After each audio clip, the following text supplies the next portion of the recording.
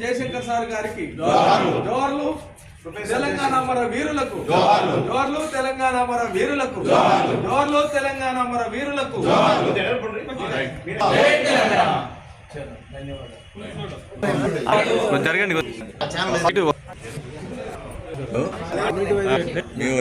మీరు కూడా పోరా అన్న కొద్దిగా జరిగిరానా ముందు తీసినా కానీ సింగిల్గా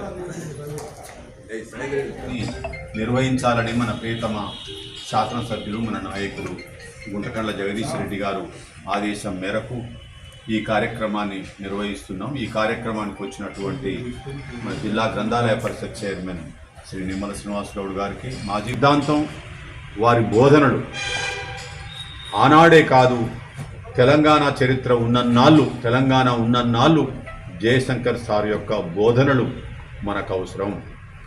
ఈ రోజున తెలంగాణలో ప్రభుత్వం మారగానే వచ్చినటువంటి కాంగ్రెస్ ప్రభుత్వం దాని నాయకుడు రేవంత్ రెడ్డి ఈ రోజున తెలంగాణకు ఏ విధంగా ద్రోహం చేస్తున్నాడో మనకు అర్థమవుతుంది. మన తెలంగాణ ట్యాగ్లైనే నీళ్లు నిధులు నియామకాలు. వీటి విషయంలో ఈ నీళ్లకు ఈ రోజున చూస్తుండగానే ఈ రోజున రేవంత్ రెడ్డి, అక్కడ ఆంధ్రలో చంద్రబాబు, ఢిల్లీలో నరేంద్ర మోడీ, ఈ ముగ్గురు కూడా కుట్ర కుతంత్రంతో తెలంగాణకు అన్యాయం చేసేటువంటి విధంగా ఇవాళ నీళ్ల విషయంలో, గోదావరి నీళ్ల విషయంలో, కృష్ణా నీళ్ల విషయంలో, బరకని కట్టే విషయంలో ప్రతి అంశంలో కూడా ఇవాళ మనకు ద్రోహం జరుగుతున్నది. చరిత్ర క్షమించదు వాళ్ళని. మన హక్కుల్ని మనం ఏనాడు కూడా వదులుకోరాదు.